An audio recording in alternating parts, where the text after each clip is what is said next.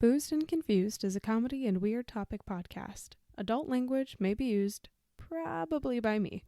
While our episode topics may be educational in nature, we are not responsible if your children start dropping the F-bomb to their kindergarten class. Listener discretion is advised.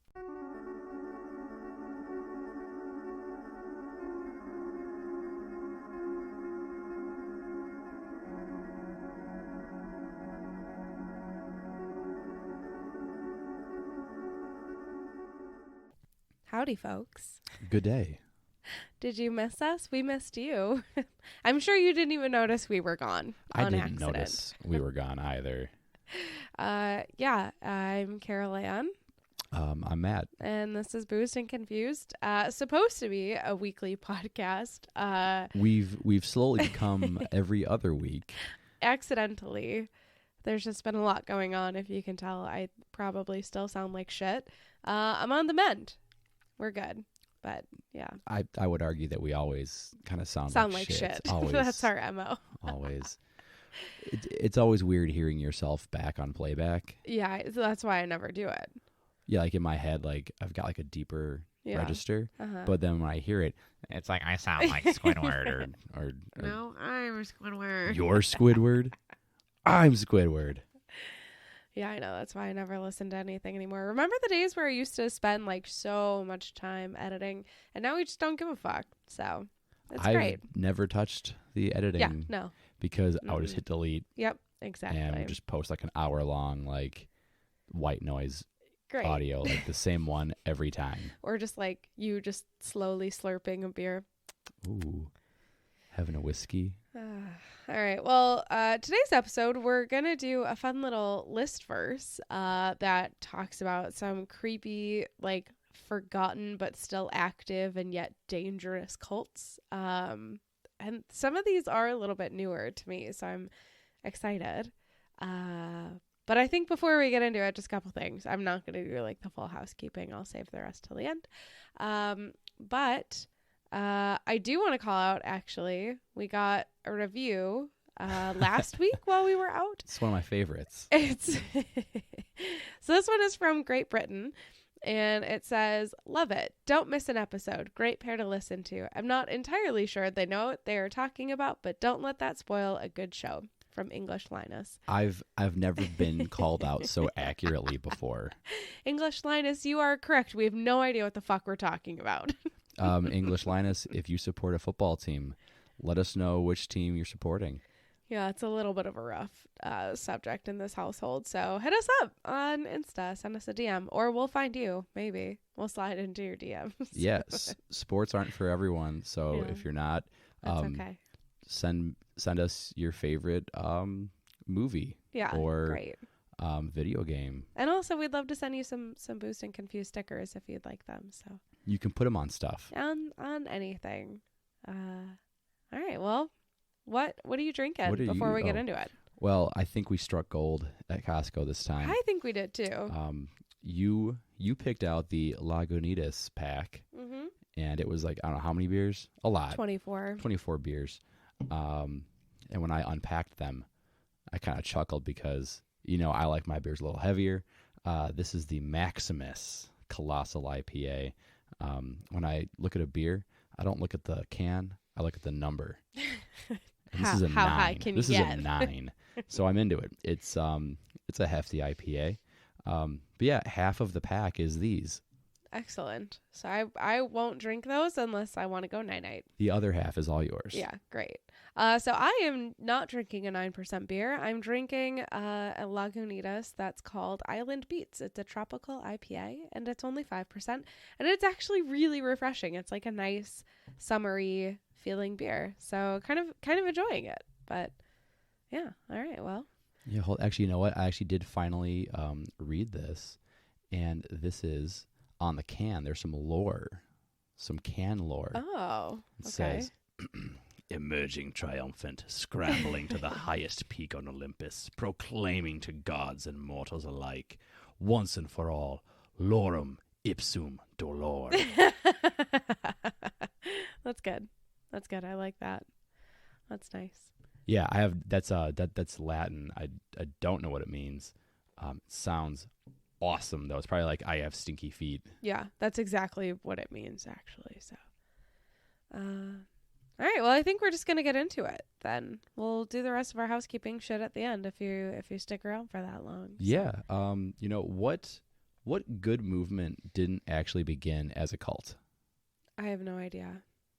You know, like everything begins with just a small little rumbling. Even the biggest religions The fuck are you talking might about? have begun as cults. I'm just saying, like, cults start stuff. They're like the Are you innovators. saying cults get shit done? They're the innovators. They're the entrepreneurs of the spiritual world. The full cult, or just like the cult leader? Cults in general. Yeah, cult leaders. Like, come on. Scrub Cult Daddy leaders guy. are entrepreneurs. Scrub Daddy guy had to start somewhere. I don't think Scrub Daddy is a cult, though. No. It's a parallel. Oh, I see. It's a parallel. I see. Someone is like, I have an idea, and people need to hear this. Slap Chop guy. Who Yes. beat a hooker, I think. She bit the crap out of him. Yeah, good for her. Deservedly. Fuck that guy. But yeah, cult leaders are like entrepreneurs of the spiritual world. They're just con men. That's it. They're just con What's men. an entrepreneur? Someone trying to live out the capitalist dream, obviously. Ah, yes, to enter the 1%. Yes, the 1%. I want to be part of the club. Oh, none of us will ever be in the club. And that's fine by me. That is fine by me. All right, well, we're going to start this list off with number 10, the Rajneesh movement. Well done. Yeah, That's great. actually looked up the pronunciation of this one before, so I didn't sound like such a knob. And I'm going to forget the pronunciation of everything else, so that's fine. So the Rajneesh movement is a cult of people inspired by the Indian mystic.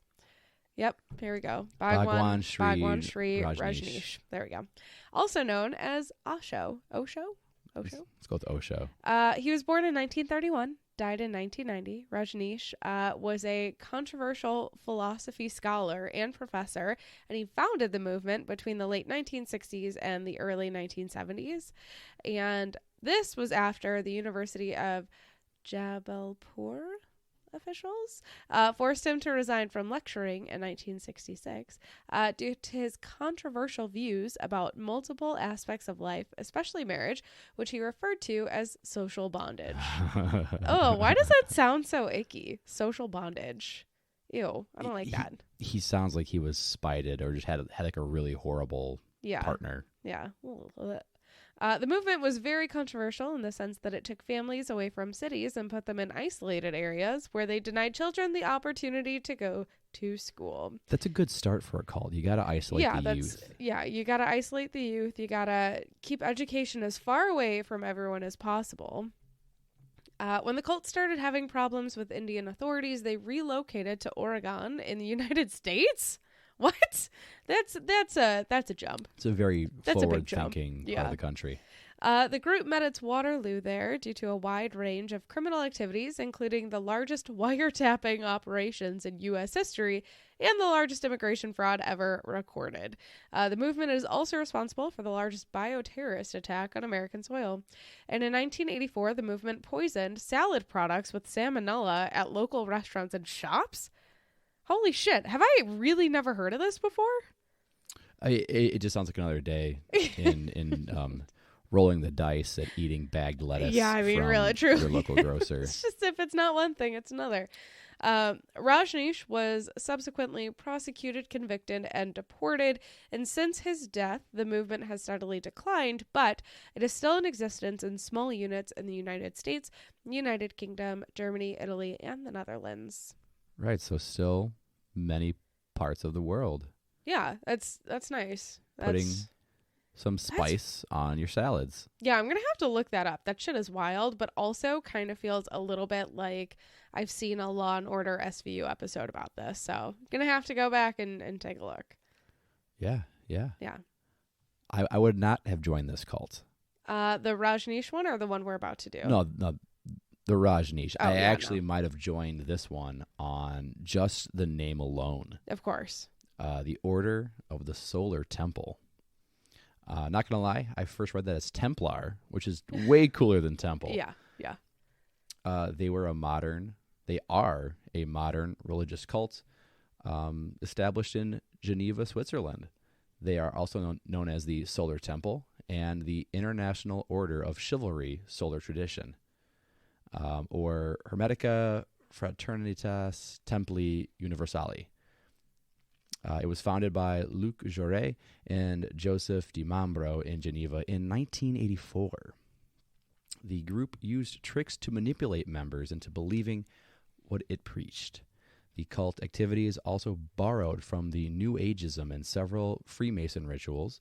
It is associated with a series of murders and mass suicides that claimed several dozen lives in France, Switzerland, and Canada in 1994 and 1995.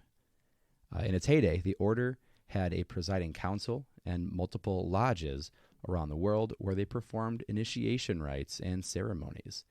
The central focus of the ideology of this cult is the popular belief that an apocalyptic event would occur in the mid-1990s. The 1990s came and went, and when the world did not witness any event, the group was somewhat demystified. The order has steadily declined, as many members have come to realize that the group was founded on an illusion. This group is believed to still have between 140 and 500 members today. What do you think those last members are saying to keep everybody else in? I think they're arguing over which calendar we're using. It's always the calendar. Always when people predict the end of the world happening within your lifetime, there's like a very sound math or arguments over which calendar is actually the right one. Mm-hmm. Some of these religious mathematicians argued like, oh, the world was made on this day. It was a Tuesday, and it was partly cloudy. It's Tuesday, isn't it? English Linus is about to be like, fuck these people. 1 star. Insulted my culture. All right, the next one, number 8. What is this? Aum? A-U-M? Aum. Supreme Truth. Aleph is a Japanese doomsday cult founded by Shoko Asahara in 1987 as Aum Shinrikyo, Supreme Truth. It emerged out of Asahara's dissatisfaction and disillusionment. Jeez, I am struggling today with traditional Japanese Buddhism. It founded Tibetan and Theravada. Why am I reading this one? Buddhist teachings more appealing than the dominant forms of Japanese Buddhism. He thus proceeded to create a form of Buddhism that emphasized non-Japanese themes. He espoused a spiritual path with the goal of attaining enlightenment and using psychic development exercises to assist his followers' growth towards enlightenment. I would like to know more about these psychic development exercises. Because I feel like I need a gig on Fiverr where I provide psychic readings to people, just like a little bit of hustle culture, just for some second income. Yeah, learn some throat singing. Learn how to roll your eyes to the back of your head. Yeah, there you go. Have a little switch under the table. Make the lights flicker. Yeah, a little bit of this. Yeah. Get a fog machine. We've been really wanting a fog machine. Yeah. So that would just, we'd get a pretty good ROI on that. You might get your money back and can use it for our front yard for Halloween. There we go. The organization came to public attention when authorities and the world learned that several of its top leaders had perpetrated the Tokyo subway attack in 1995. 13 people died and thousands were injured following the release of nerve gas into the city's subway system. The group's leader, Shoko Asahara, insisted on his innocence in a radio broadcast from Russia. It's always Russia. In 2000, the new leaders of the group verified Asahara's role in several crimes, including the gas attacks. At that time, they renamed the group Aleph.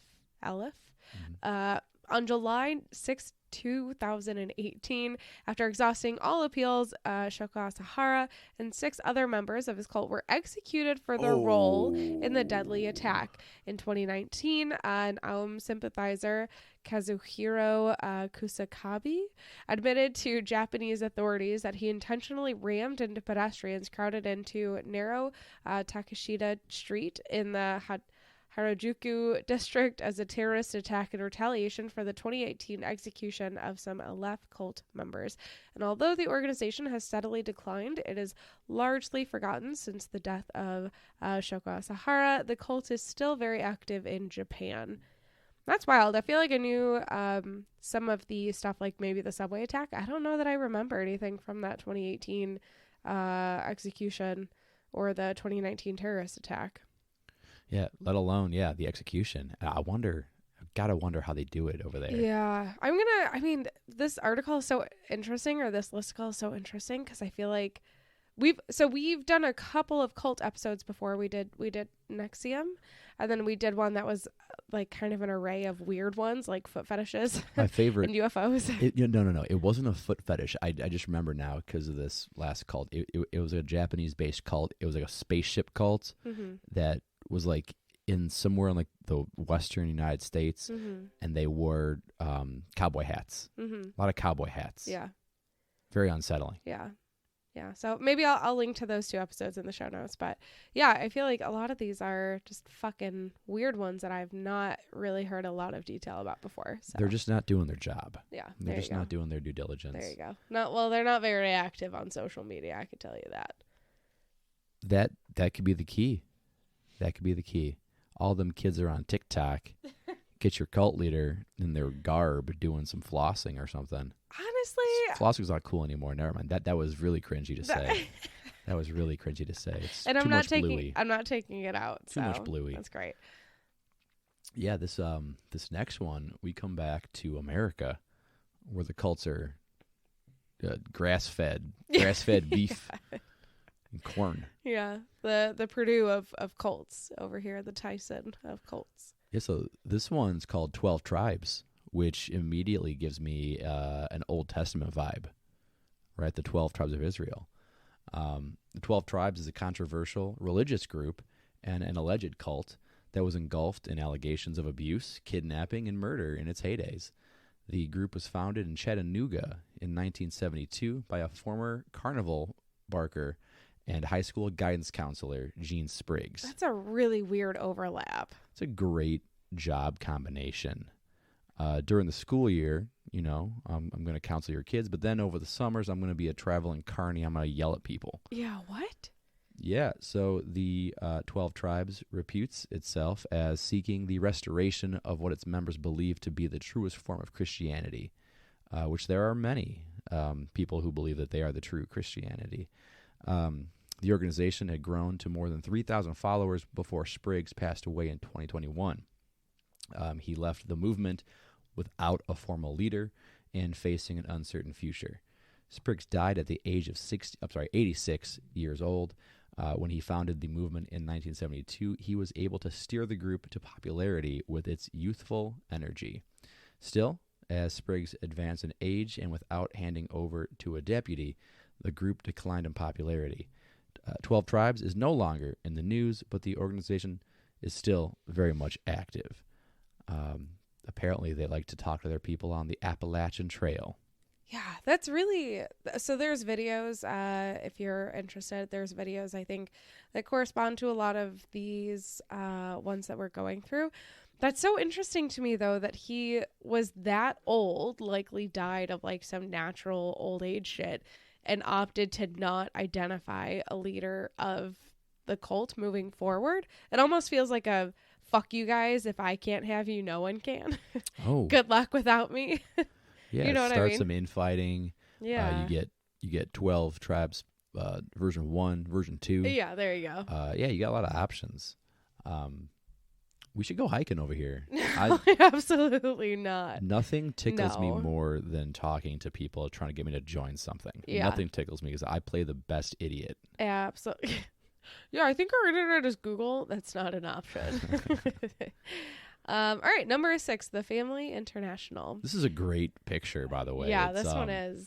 It's a small blonde child, blue-eyed, blonde hair, with a really poorly photoshopped 666 scratched into her forehead. Yeah. It's great. Yeah, I want to watch all these videos when we're done.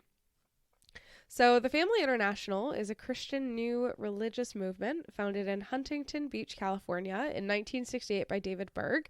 Originally named Teens for Christ. What did they age out of that? They were like, guys, we can't call ourselves Teens for Christ. We're 30 now. Well, also, and we are ostracizing our audience. Right? Yeah. If people say it's teens, well, yeah, I'm a preteen.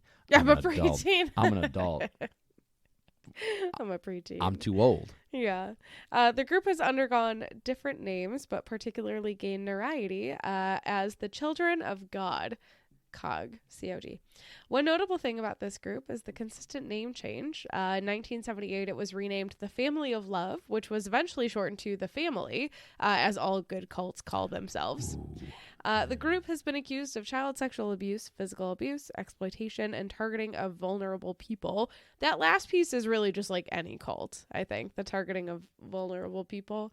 That's, I mean, cults and multi-level marketing schemes have that in common, that little bit of overlap.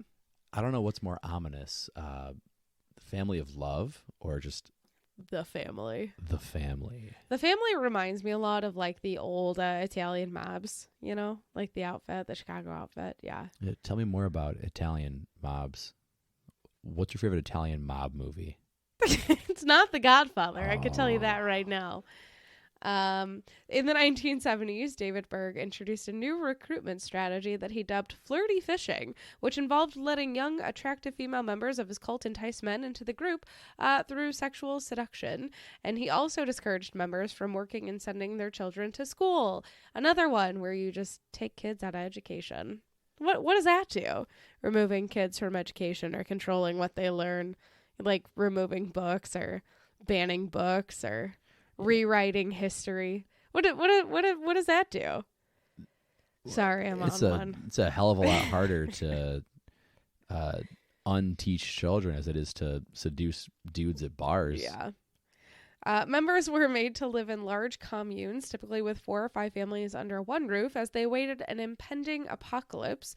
Since the demise of David Berg, the movement has gone into oblivion. However, it is still active and is presently known as the Family International. The group is governed by the Love Charter, a document that entails each member's rights and responsibilities. Nice. It's kind of got that, who are those people who... they drive cars, but they're not driving. They're traveling. Independent, sovereign citizens. Yeah, there you go. Gotta love that. Yeah. So they're still kicking, huh? Yeah, I mean, all of these are still kicking, that. so it's wild. Some wild shit out here. This one's pretty cool, too. It's called the Nation of Yahweh. Solid name. A good cult needs a dope name. Yeah, just like the catchiness of it, right?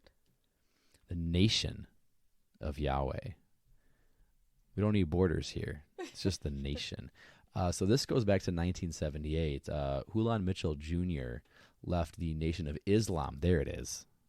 He's just copying. Because it was not extreme enough for him.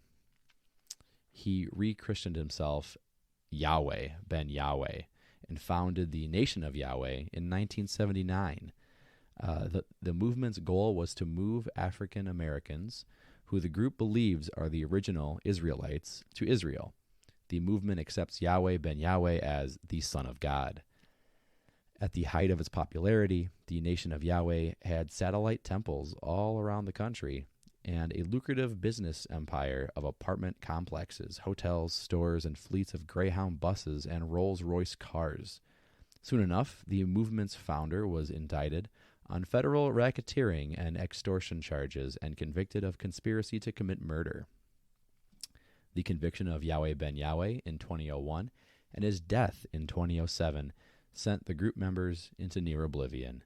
Nonetheless, the movement is still active, and its members consider Yahweh Ben Yahweh to be the Messiah. I don't think he's coming back, though. No, I don't think so. That's a pretty long name to have to keep writing out. Yeah. Oh, Yahweh Ben Yahweh? Yeah. Yeah. I feel like I wanted to say before I read this that he just kind of stole the title Nation of Islam from the Nation of Islam. Yeah. And just kind of copying. Cheaply copying. I feel like a lot of cults are just like Control-C, Control-V with like a couple of edits in between. You know what I mean? Change the font to Wingdings. Oh, you know what would be funny if we were to ask AI to Make write a cult script for us? Yeah, that'd be great. Maybe we'll do that for the next episode. Love that. Ooh. I'm just going to have Chat GPT write all of our episodes going forward. Yeah, this episode brought to you by some robot. We need a good cult name, though. Oh, we're starting a cult? That's the vibe I'm getting. And I've never gave you been that vibe? more in. I've never been more in. All right, I'm going to have to think about this a little bit more. We're all going to name ourselves Steve. Yeah, there we go. Throw the police off our trail. I'm looking for Steve. I'm Steve. I'm Steve. All right, number 4 is the LaRouche movement. Yeah. Is that right? It's not like reminds me of LuLaRoe, like the pants, but not so culty, I guess. Maybe it is. The LaRouche movement is a political and cultural network promoting the late Lyndon LaRouche and his ideas. The movement started in the late 60s as an offshoot of the radical left. However, the group adopted the viewpoints and stances of the far right in the mid-1970s. They're ahead of themselves. Yeah, they were ahead of the times. Jesus.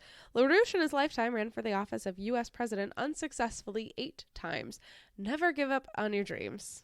Because, even if you fail, it's probably somebody else's money that you're spending. So LaRouche had a good deal of control over the lives of the members of his organization, known as the National Caucus of Labor Committees, NCLC. It was a 7-day-a-week and 24-hour-a-day total immersion, and there was always an atmosphere of tension in the group.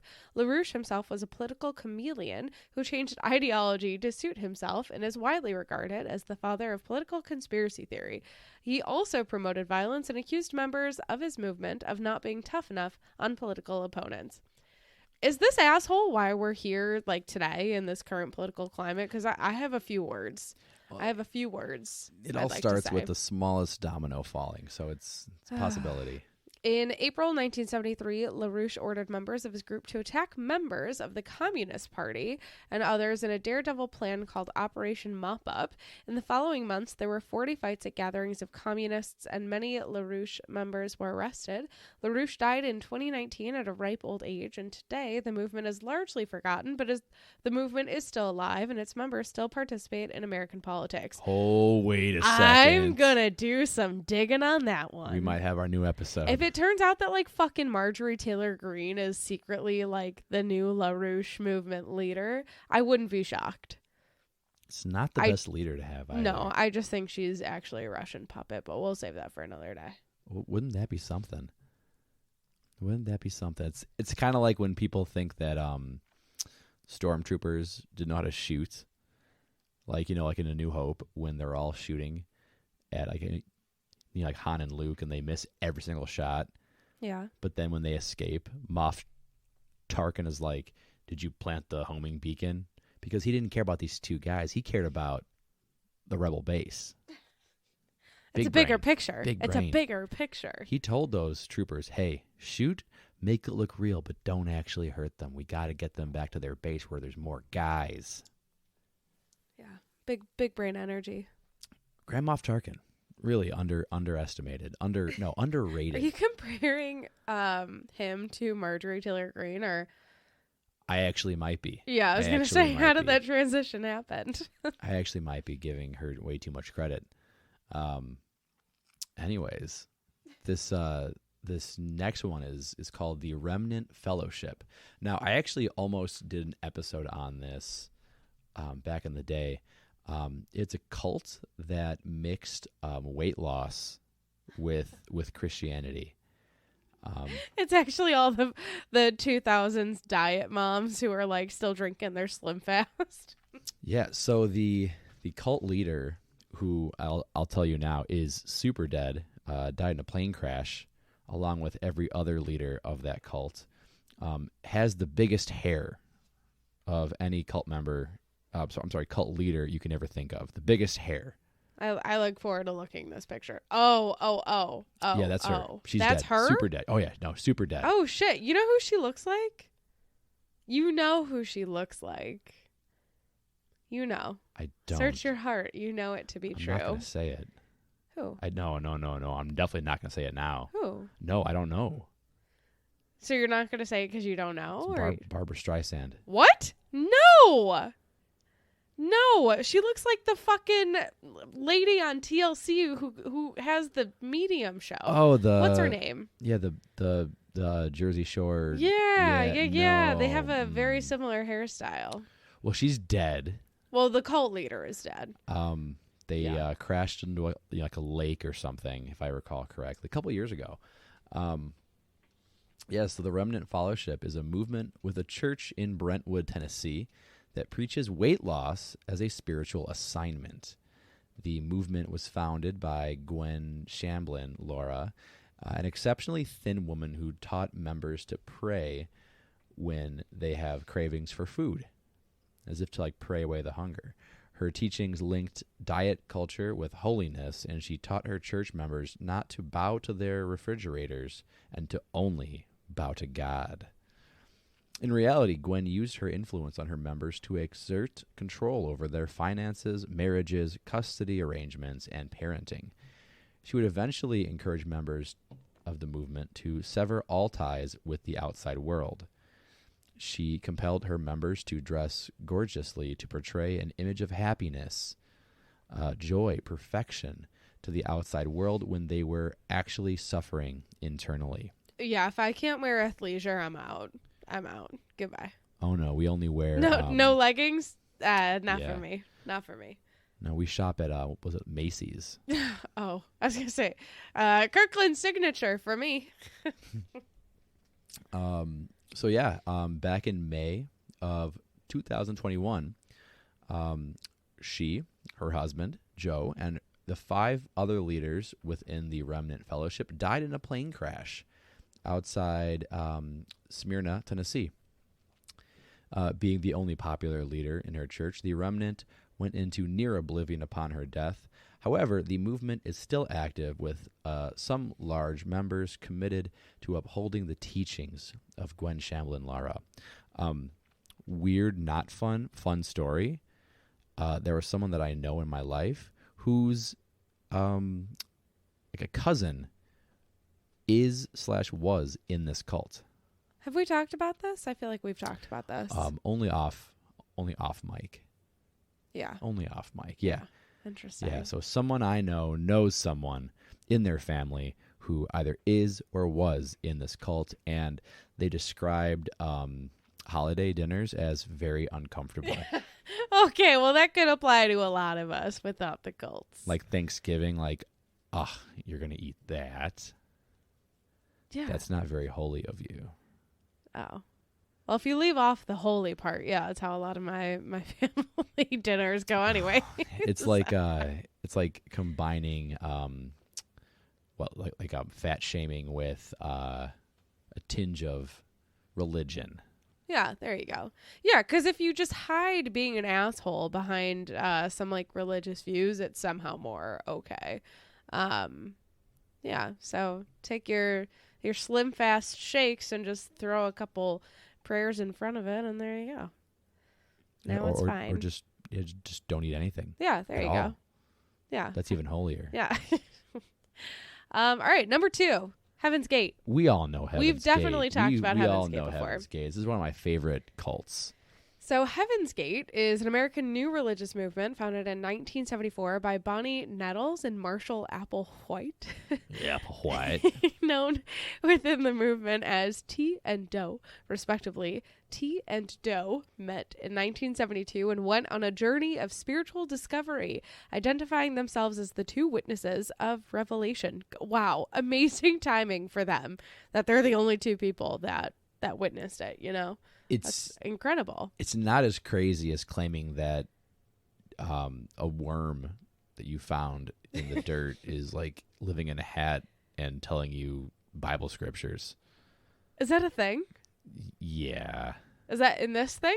No, it's not. A different thing. No, it's Okay. it's kind of like Is the this origin. the thing we're starting Kind of like the now? origin story of the Mormons. Oh. John Smith claims that he had Oh. like I think it was like gold tablets somewhere Yeah. in the eastern part of the country and was Yeah. receiving doctrine from a worm.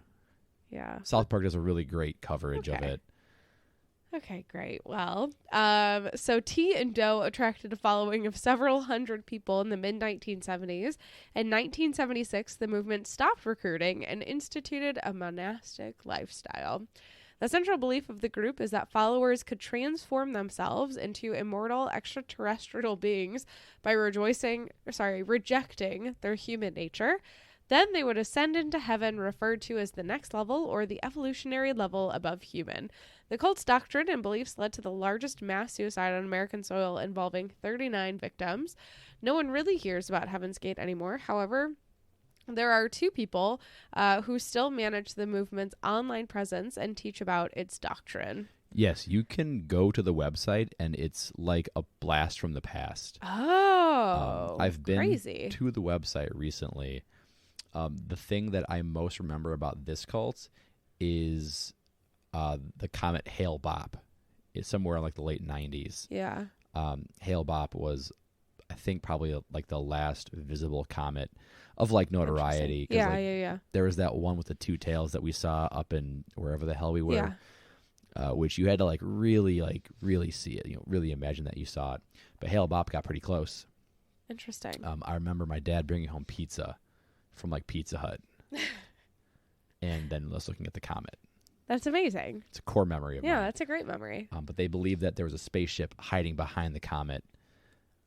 The great fucking disguise. I would probably have the same sort of belief too. But what was the spaceship? Like, coming to start the apocalypse, or just like? It was the vehicle in which they would begin their eternal life as immortal Okay. aliens. Yeah.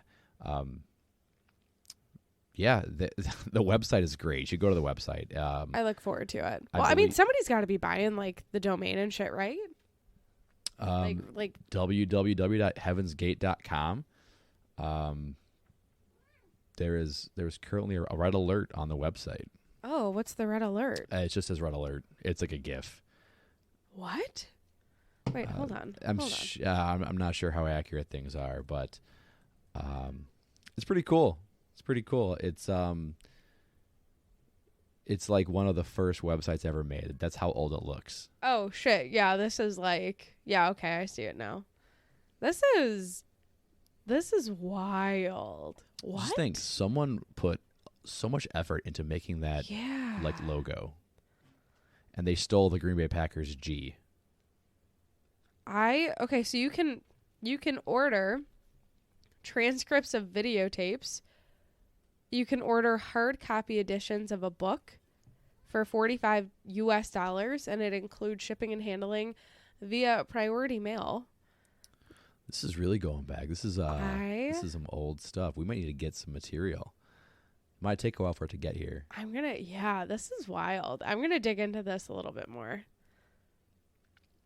All right, sorry, go ahead. No, they're currently chilling in Arizona. That's wild. It's very nice there this time of year, I heard. But yeah, check it out, heavensgate.com. Still running. This is our last cult of the episode. This is Branch Davidian. Also a cool name. Probably top 3 for me on this list of cults I would join solely on the name. Yeah, based on the name alone. Yeah. The Branch Davidians are an apocalyptic new religious movement founded in 1955 by Benjamin Roden. They regard themselves as a continuation of the General Association of Davidian Seventh-day Adventists, established by Victor Houteff in 1935. In 1983, a man named David Koresh, formerly known as Vernon Howell, took over the organization. He was a different cult leader, a criminal mastermind. Can you imagine having a name? It's like, hey, like, are you religious? Yes. Well, what are you? Oh, I'm a General Association of Davidian Seventh-day Adventist. It's just a whole mouthful. It's a lot of. It's a whole mouthful. Lot, you got to find mouth. something catchier. A lot of mouth. So when the Bureau of Alcohol, Tobacco, and Firearms suspected the Branch Davidians were illegally converting semi-automatic rifles into fully automatic weapons, they sent in a group of undercover agents disguised as college students to investigate the movement. But Koresh knew that was happening. Of course he did. David Koresh was always one step ahead of the authorities until he met his fate in a 51-day siege that involved heavily shooting with the FBI and ATF agents.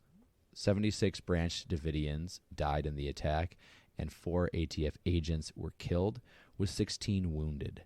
The movement still exists, and they still have a presence in Waco, Texas to this day. This is that cult. This is that cult. I didn't know Branch Davidians by the name, but reading that, I absolutely know who this is. That's fucking wild. Yeah, you use the cult name. Yeah. Don't really have much memory. You say Waco, Texas. Yeah. And it's that cult. Yeah, like the Waco massacre, if you will. Yeah. Yes. Yeah, that's fucking crazy. That's wild. That all said, I'm still really super in to start a cult that was created by ChatGPT. but that might be the singularity that does send us into like the event horizon. No, it's not that. What do they call that? The singularity when the robots become the overlords. Yeah, there you go. I don't think I can make this happen in real time because ChatGPT, OpenAI, it's just not loading well for me right now, which means it's probably a little... It's probably all my students doing the papers right now. But maybe for next episode, we're just going to have ChatGPT write some enticing cults for us. You know, I don't want to end up on like an FBI watch list. Hey, this guy is trying to start a cult.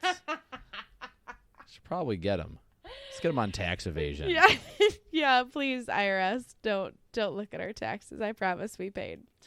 All right. Well, that was it for today. What a trip. Yeah, that was a really good list. I'm gonna do a little bit more digging into this because I'm curious on a little bit more of these. So thank you, Jeffrey Morris from Listverse, who wrote this article that we've read aloud to you today. You can find this in the show notes. You can find links to a couple other cult episodes that we've done also in the show notes.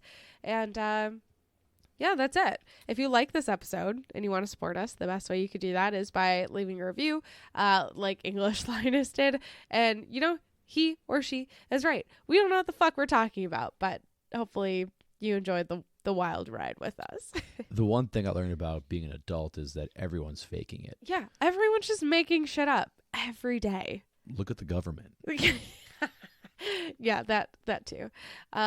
If you leave us a review or if you subscribe or follow, whatever the fuck, you can take a screenshot, send it to us. We'll send you some Boozed and Confused stickers for free in the mail wherever you live. So even if you don't live within the U.S., we will make a very good attempt to get some stickers to you. And there's something else I was going to say in there. We might add some doctrine now. That maybe. This really important step. Yeah. And you can follow us on any social media platform, Facebook, Instagram, YouTube, Twitter. And if social media is not your thing, you can send us an email at boozedandconfusedpodcast@gmail.com. Yeah, you can send $5 to our P.O. box. We don't have a P.O. box. We need to get funding for our new website. And if you spend just a little bit more, $15, I will write the doctrine in human blood. Okay. All right. And with that, we're going to end today's episode because it was supposed to be short. And now we're going on 45 minutes. So I hope everyone has a very good rest of your day whenever, wherever you're listening to this shit pod from. So yeah. And as they say, lorem ipsum dolor, which means, I think it means I love pain. Yeah, it does. Yeah, absolutely. All right. Well, have a good one, everybody. Thanks. Lorem ipsum dolor. Okay, bye. Goodbye.